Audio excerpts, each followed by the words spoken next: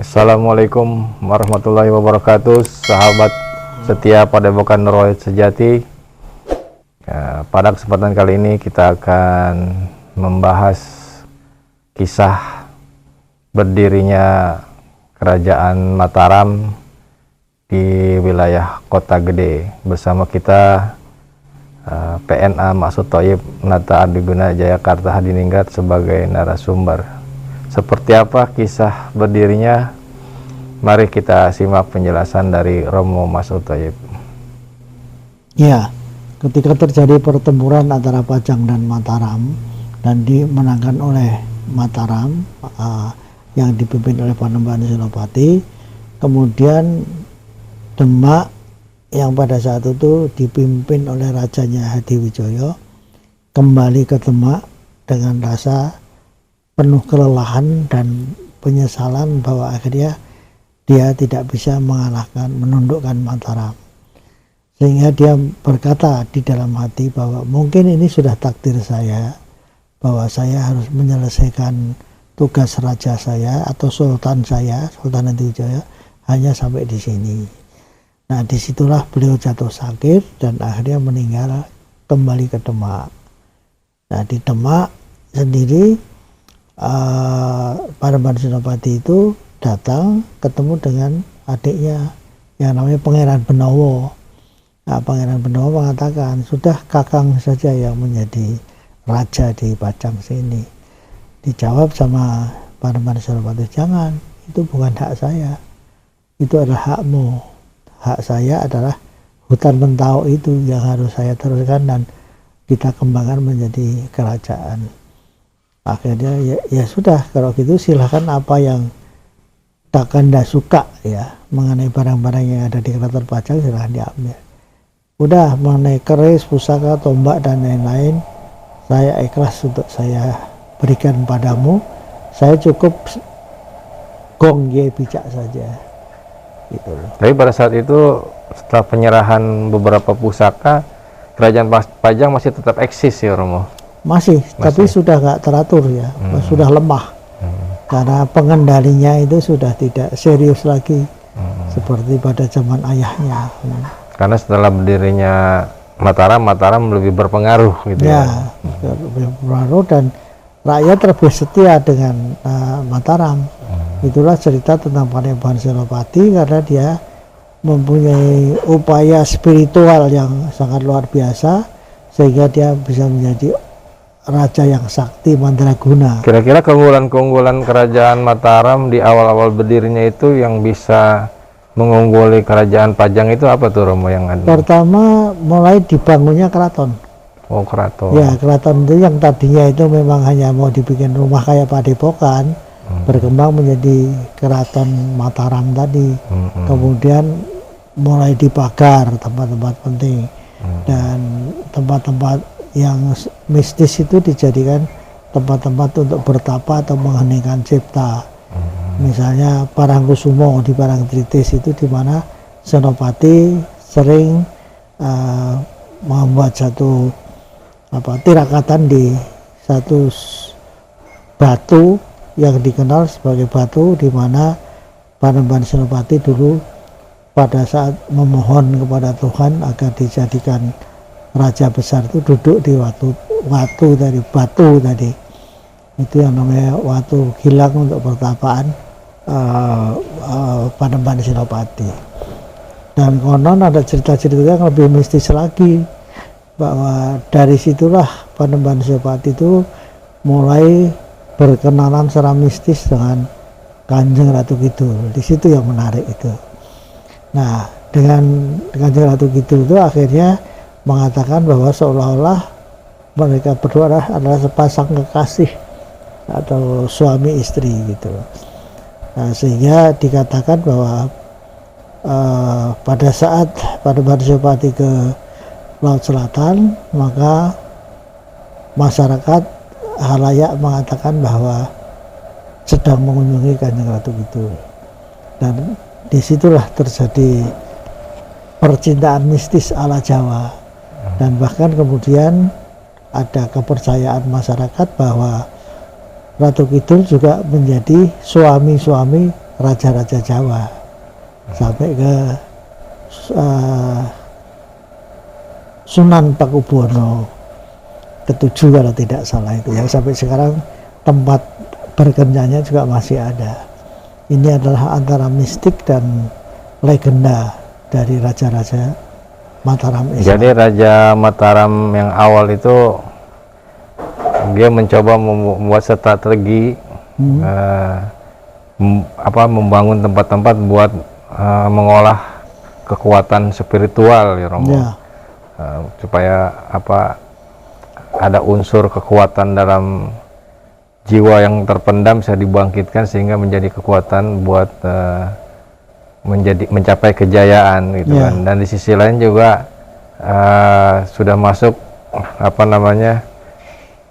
pemikiran-pemikiran paham mengikut sertakan makhluk-makhluk halus itu untuk membackup kerajaan gitu kan. Makhluk mistis. Iya, Ya. dengan dia bekerja sama ataupun dengan dia melakukan hubungan Ya. pertalian pernikahan gitu kan, yang tujuannya adalah untuk menggabungkan kekuatan duniawi dengan dunia mistis itu Ya, ya betul. gitu kan. Ya. Untuk Ya. kepentingan politik di negerinya itu ya Romo. Ya. Betul. Terus ada lagi yang lain Romo, keunggulan antara Mataram Baru itu dengan Pajang, misalnya di sisi ekonomi atau manajemen pemerintahannya gitu kan, pembagian kekuasaannya. Oh, begini.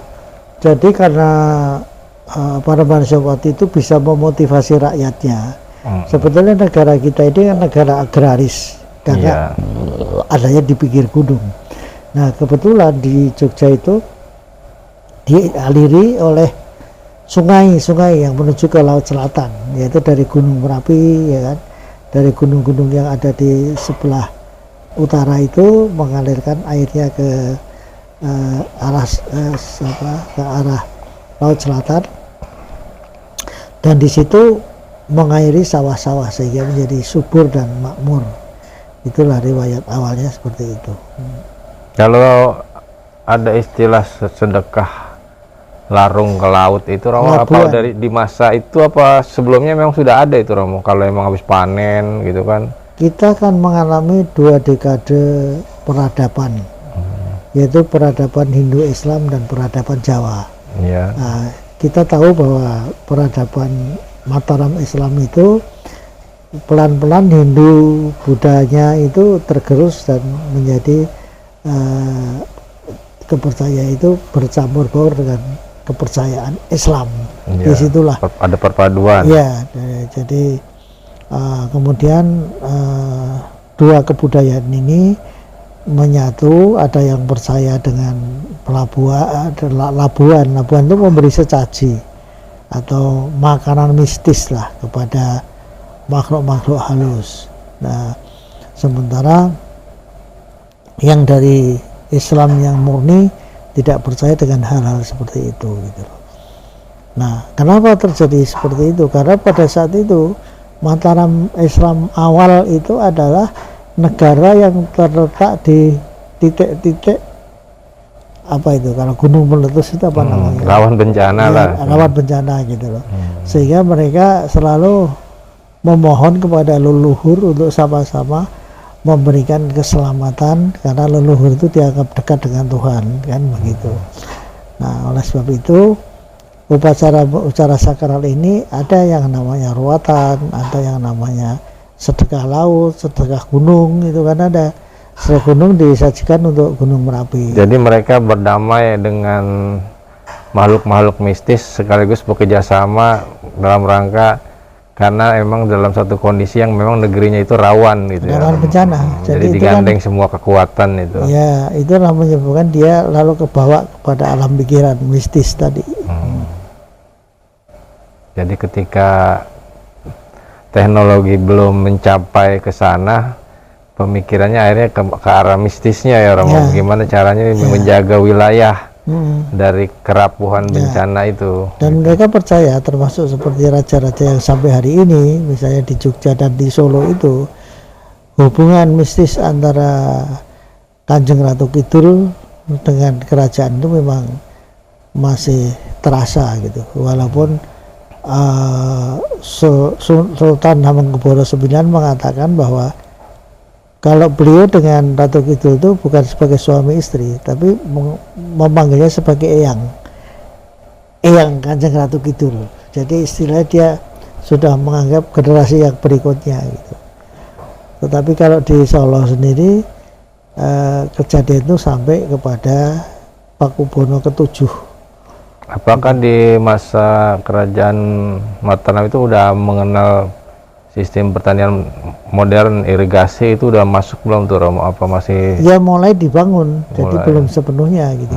Karena mereka juga menyesuaikan pada saat itu kan belum ada alat berat seperti sekarang. Semuanya manual gitu loh.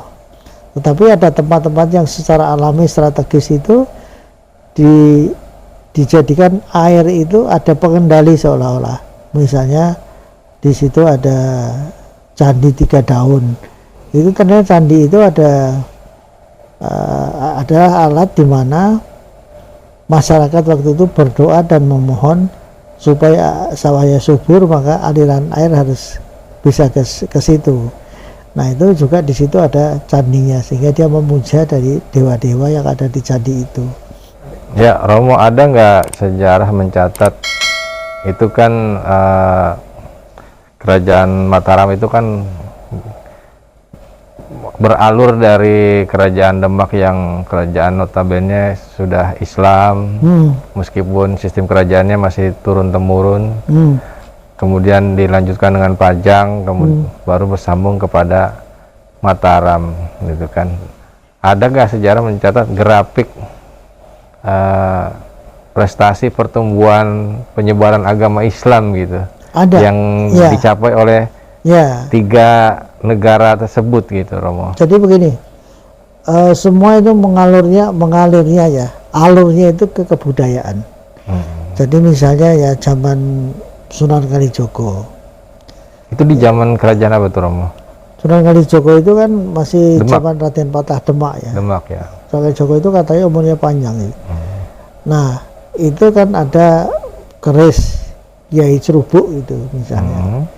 Kemudian apa namanya, panji-panji yang berupa payung ya, yang ada tulisan-tulisan Arabnya, misalnya payung Tunggu Wulung misalnya gitu.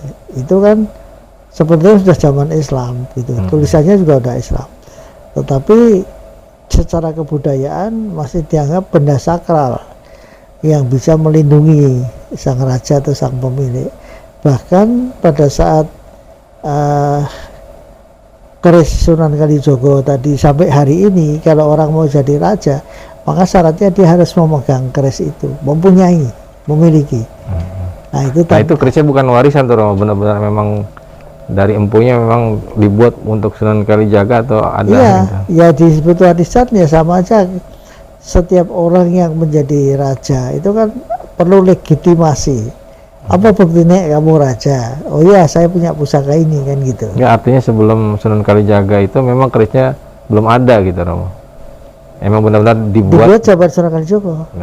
Sunan Kalijogo itu cukup panjang dan banyak keris-keris yang ampuh yang dibuat pada zaman itu, seperti Rogo Soso, Sabu Inen, Sangkalat apa zaman itu. Karena memang dia berdakwah ada nuansa kreativitasnya ya Romo. Jadi ada keris yang dimodif gitu kan, wayang gitu kalau kan, menurut saya karena beliau itu bisa memahami kebudayaan Jawa sebagai bagian religi, sebagai bagian ya, sehingga keris-keris penting di Jawa itu yang sampai hari ini ada itu pangkal mulanya dari Sunan Kalijogo gitu. Misalnya keris yang tepat untuk raja apa, keris Sangklat itu zaman Sunan Kalijogo. Kemudian walaupun masih zaman Majapahit ya, waktu itu Sunan Kalijogo dimintai petunjuk gimana kalau membuat keris yang bisa mengalahkan, kalau sekarang itu apa itu ya, apa ya seperti penyakit lah, malapetaka atau anu itu, gimana keris apa itu. Nah, ternyata itu ada kerisnya juga yang bisa namanya yang sekarang namanya Nogo Sosro itu. Kalau sejarah wayang itu sebelum Sunan Kalijaga itu sudah ada atau belum tuh Romo? Wayang sudah ada dong. Wayang memang duluan dari zaman Hindu. Sudah ada wayang itu. Tapi bentuknya kan enggak itu ya Romo, apa? Karikatur gitu ya. Bentuknya ya, dulu wayang pertama itu bentuknya digambar seperti dari samping dan dari depan. Nah, itu yang namanya wayang beber. Kemudian bergerak menjadi wayang kulit, itu digambarnya dari samping semua. Gitu deh. Tapi Kalau wayang itu ada nggak apa diambil dari bahasa apa itu nama penamaan wayang itu Romo? asalnya kan ini kebudayaan India. Gitu ya. Jadi kalau itu ada pakemnya memang. Kalau Pandawa itu ada 5 orang. Yang tertua namanya Yudhistira, kedua ini. Anak ini lahir dari ibunya namanya ini, ada itu. Itu di dalam sejarah wayang ada.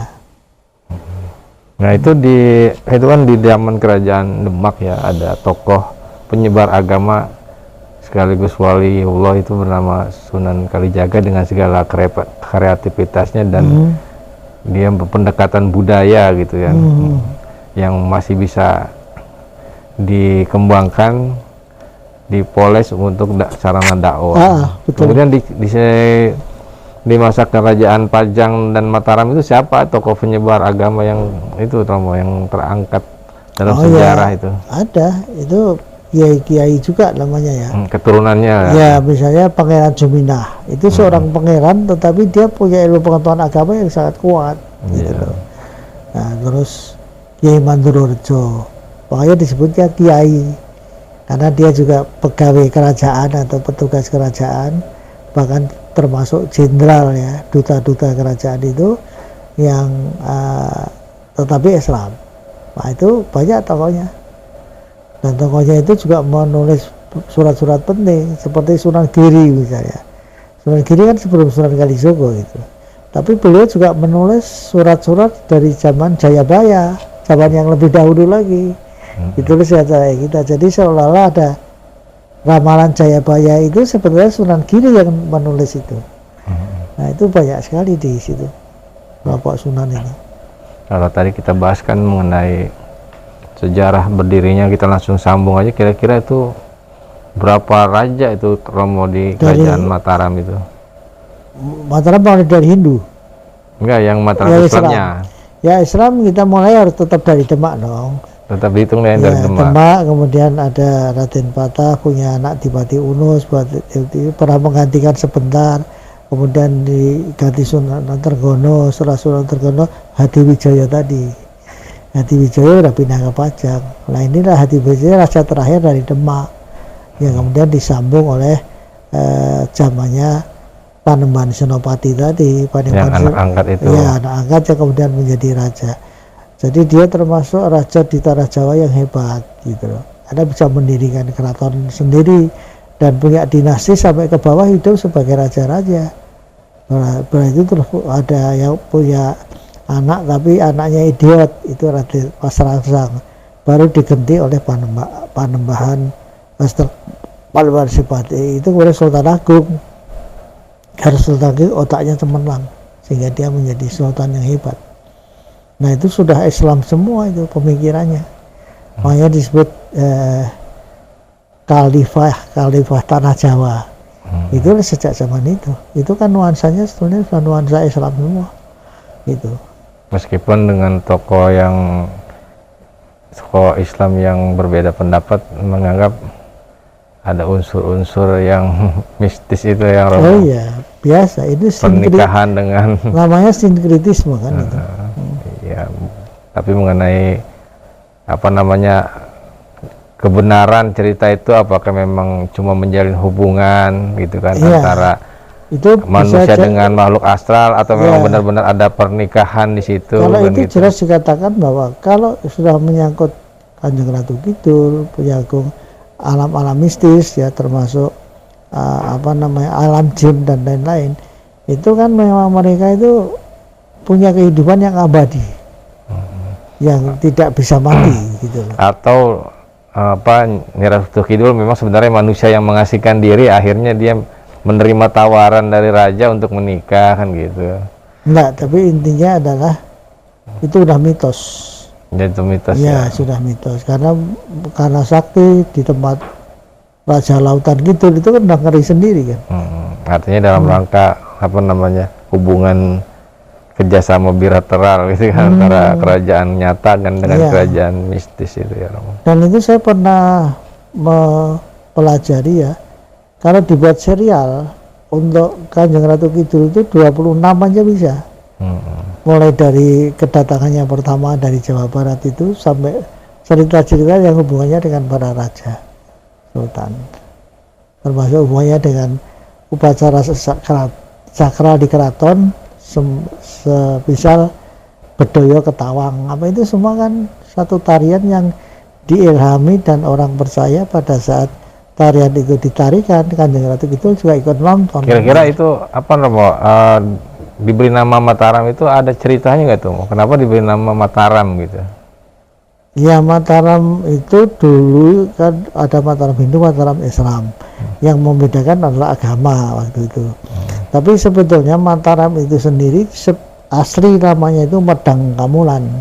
Gitu loh. Jadi Bahasa Indonesianya apa itu Romo? Medang Kamulan itu, Medang itu kan satu tempat atau kampung ya. Kamulan itu yang pertama, permulaan. Gitu, permulaan. Ya.